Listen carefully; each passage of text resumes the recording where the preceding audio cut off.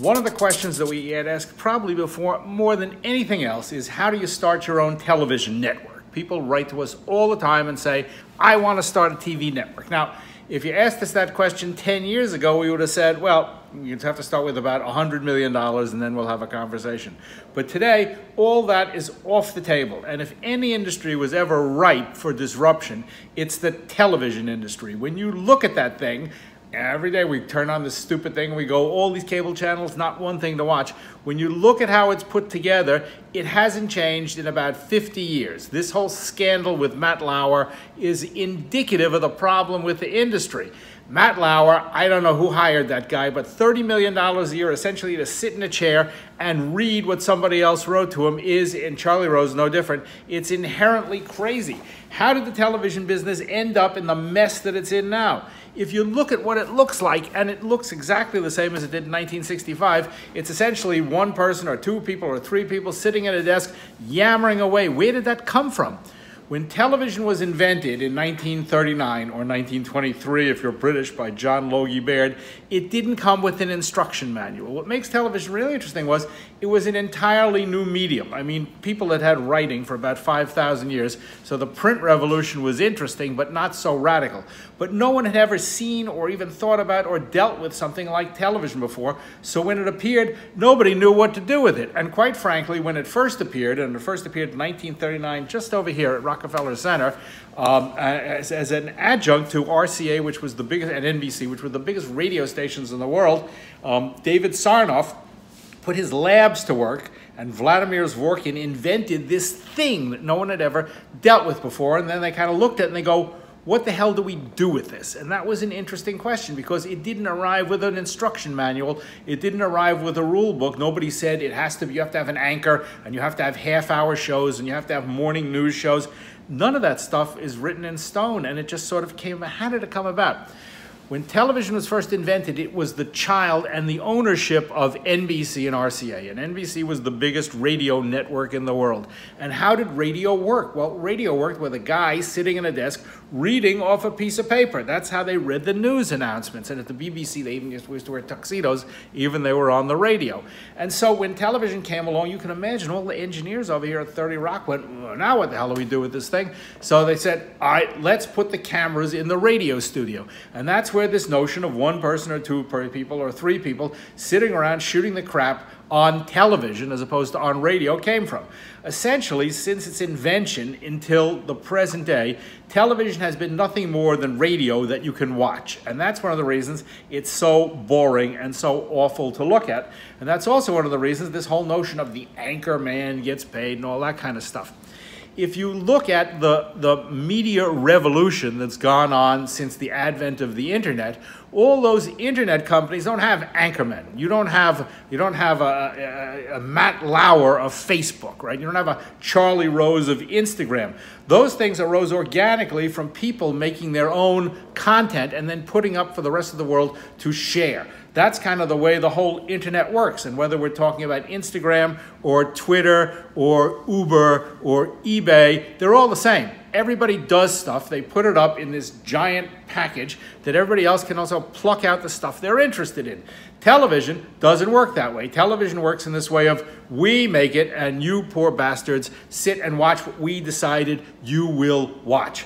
To turn over editorial control and the kind of the whole notion of what is news and what's important to a handful of morons like Matt Lauer is in some ways crazy to begin with, so I'm glad it's coming to an end. But let's get down to this question of, how do you start your own television network? Because let me tell you something, this is a $1.72 trillion business. You're entitled to a piece of it. Now, up until, as I said a few years ago, this whole discussion about how do I start my TV network would have been ridiculous, because you needed a transmission tower, you needed FCC licensing, you want to be a broadcaster. Every broadcast quality camera, you see these things, these giant things these guys carry around, they cost $50,000, $60,000, $70,000.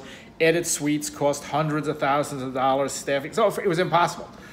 The fact is that if you own a smartphone, like an iPhone, but if you have a Galaxy or something like that, what that phone is more than a phone. That phone shoots broadcast quality video, 4K, it edits, it adds music, it adds graphic, and it also broadcasts to the whole world, which essentially is kind of what I'm doing here, because the internet did away with cable. I mean, here at home, we're talking about cutting the cable because every time we see the bill and we see the crap that's on TV, we think, what are we paying for? And it's a stupid thing to do. So we're going entirely online. Well, online is open to anyone who has an idea, who has content. So we go from a world very, very quickly like that, in which Matt Lauer and his friends had all the cameras and all the equipment and all the licensing, and they had everything, and you had nothing, to a world where everybody has everything they need to make the content. I mean, how hard is it to put photographs on Instagram? You do it all the time, right? How hard is it to upload stuff to Facebook? Well, you do it all the time, right? So if you want to create your own content for television, here's all you got to do. Go take the phone, and we love video phones, particularly since I got the 10. Go take the phone and shoot the TV show that you would have to make. This doesn't have to be journalism. You don't have to get a building burning down. You don't have to get a tornado hitting your trailer park. You can do anything you want. You can do comedy, you can do entertainment, you can do music, you can do news, you can do sports, you do weather. Go outside and tell me what's happening on the weather. It's no better than that stupid weatherman who's on CBS in the morning. So you have all the tools that you need now to create essentially your own television. This never happened before. This is completely revolutionary. And of course, over at the networks, they're not that stupid. They understand that this is going to happen, but that's why they fight this iPhone video stuff all the time, tooth and nail, but it's complete bullshit because this is broadcast quality, this is 4K, and anyone can do it. So you are empowered. Now, how do you make a network? Well, first, you have to start making content. That's the basic rule here. And maybe you do it yourself, or maybe you get together with 2 or 3 or 4 of your friends and you start to produce content. And you know what? If that content gets traction, you start to put it out online, on the internet.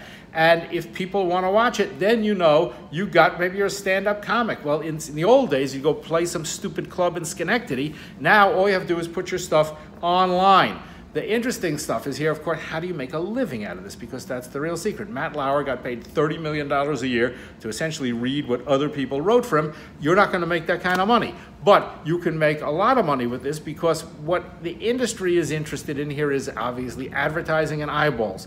If you put something out that people want to watch, you will attract eyeballs, and by attracting eyeballs, you will attract viewers. And that is the business model for media since the Romans began with, scratching stuff into marble slabs. So the model of monetizing media has not really changed. What's changed is that the barrier to entry, which once allowed only a few people like CBS or NBC to play in this trillion-dollar business, now allows you to do it, and you can do it. It's not that hard to do. If you're interested in learning how to do this, come to thevj.com. We have a whole section on how to start your own television network, but also we'll teach you how to make absolutely commercial broadcast quality videos that you can sell or put out with your phone. And that really is where the future is and where the future should be. So embrace the future, be part of the future, and yeah, you can start your own network. If you want information, if you're more interested in this, feel free to contact me. Click the link below, or like it, or share this thing, or get in touch with me. We are always happy to help and to work with you. And that's the message for today.